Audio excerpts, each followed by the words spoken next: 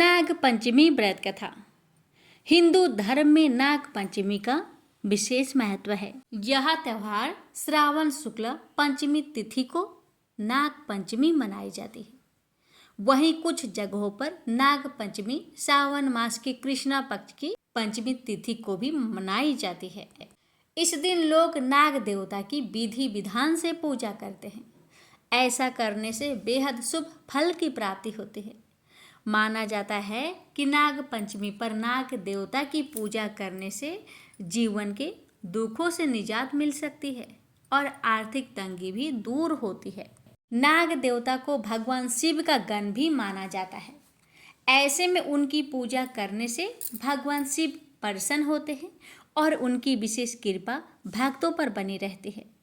इस दिन बहुत शुभ योग बन रहा है, जिससे नाग पंचमी और खास रहेगी। इस साल नाग पंचमी के दिन दो बहुत ही शुभ योग बन रहे हैं, जो इस दिन और भी ज़्यादा खास बना रहे हैं।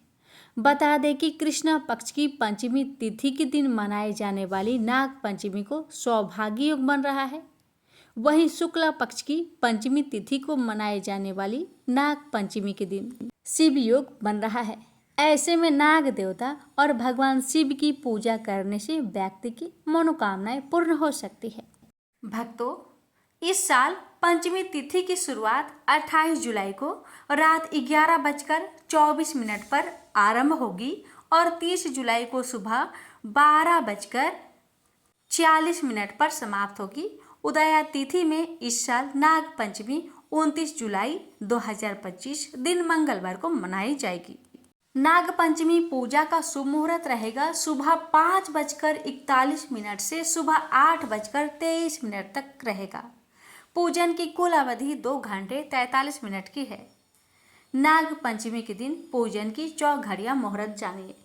नाग पंचमी के दिन पूजन की चौघड़िया मुहूर्त सुबह 10:46 से दोपहर 12:27 तक रहेगा। दूसरा मुहूर्त 12:27 से दोपहर 2:09 तक। पूजन का तीसरा चौघड़िया मुहूर्त दोपहर 3:51 से शाम 5:52 तक रहेगा। भक्तों, नाग पंचमी का महत्व। मान्यता है इस दिन नाग देवता का पूजन करने से परिवार को सांपों से डर का भय से मुक्ति मिलती है, जीवन में सुख समृद्धि आती है और मनवांछित फल की प्राप्ति होती है। भक्तों, नाग पंचमी के दिन शिव मंदिर में शिवलिंग का जल अभिषेक करने का विधिवत पूजा करने से काल सर्प दोष का प्रभाव कम होता है।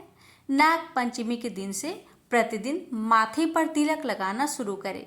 मान्यता है कि ऐसा करने से पितृ दोष से मुक्ति मिलती है। अब आइए श्रवण करते हैं नाग पंचमी की व्रत कथा।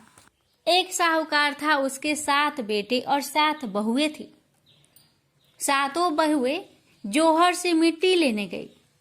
वही मिट्टी में से एक सांप निकला। सारी देवरानी जेठानी सांप को मारने लगी, तो छोटी बहू ने सांप को मारने नहीं दिया।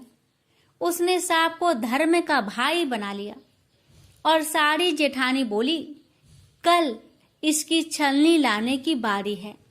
वहां पर सांप निकलेगा और इसे डस लेगा। जब वह दूसरे दिन छलनी लेने गई तो वहां पर सांप बैठा था। उसने जोर से फुफकार मारी।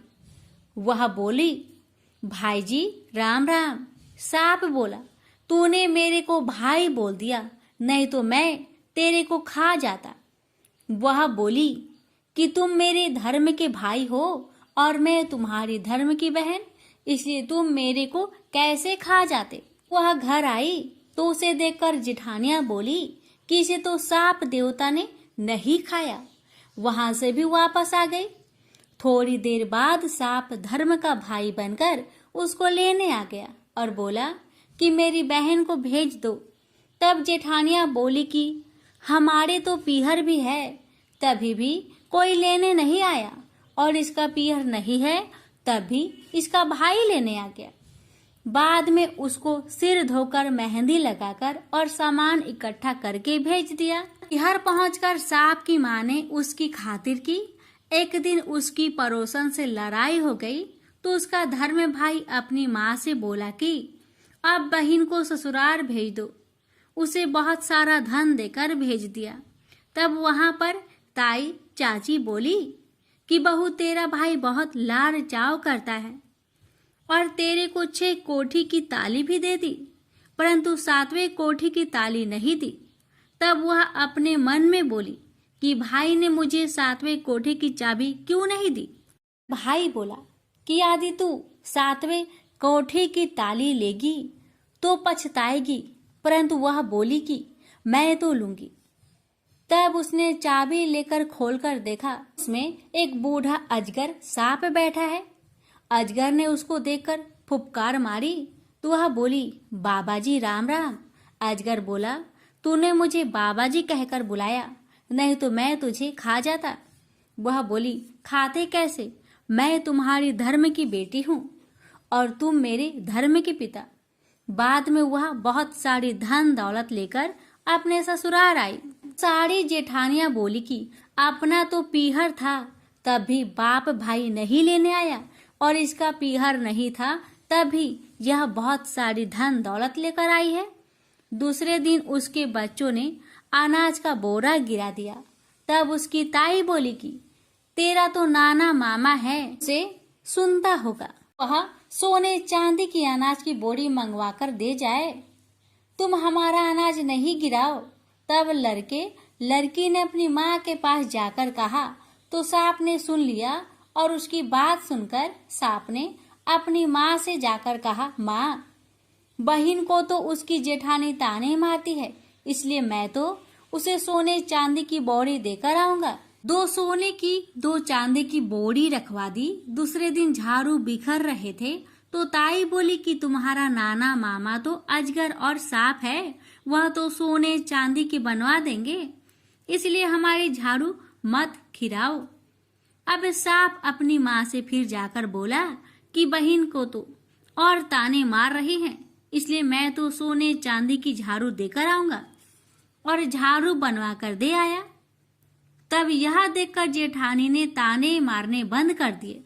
तब जेठानी ने राजा से जाकर कहा कि हमारी देवरानी के पास तो 9 लखा हार है, वह उसके क्या अच्छा लगेगा, वह तो रानी के अच्छा लगेगा।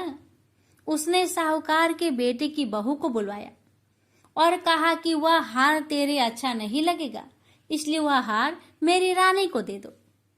उसने हार निकालकर रानी को दे दिया और मन ही मन बोली कि यह हार मेरे गले में रहे तो हार रहे और रानी के गले में नाग बन जाए, और हार देकर जाने लगी।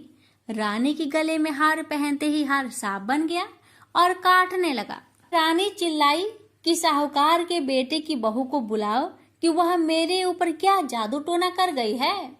राजा ने साहूकार के बेटे की बहू को बुलवाया और पूछा कि तू क्या जादू टोना करके गई जो रानी के पहनते ही हार सांप बन गया। उसने कहा कि मेरे पीहर नहीं था तो मैंने सांप को भाई बनाया था, मुझे तो सांप देवता ने ही हार दिया था। राजा ने यह बात सुनकर हार वापस दे दिया और साथ में एक हार और दिया। यह देखकर देवरानी जेठानी ने सोचा कि यह तो राजा रानी से भी नहीं डरी, और उसके पति को भी सिखा दिया और कहा कि यह धन कहाँ से लाती है। तो रात को उसके पति ने उसे बहुत मारा और पूछा कि तू धन कहाँ से ले आई। उसने अपने पति को सारी कहानी बता दी और कहा, यह धन तो मुझे सर्प देवता ने दिया है। उसके पति ने सारे गांव में ढिंढोरा पिटवा दिया कि सब कोई नाग पंचमी को ठंडी रोटी खाए, बायना निकाले। इस कहानी को जो कोई पढ़ता और सुनता है उसकी नाग देवता की कृपा से सब मनोकामनाएं पूर्ण होते हैं। प्रेम से बोलिए नाग देवता की जय हो।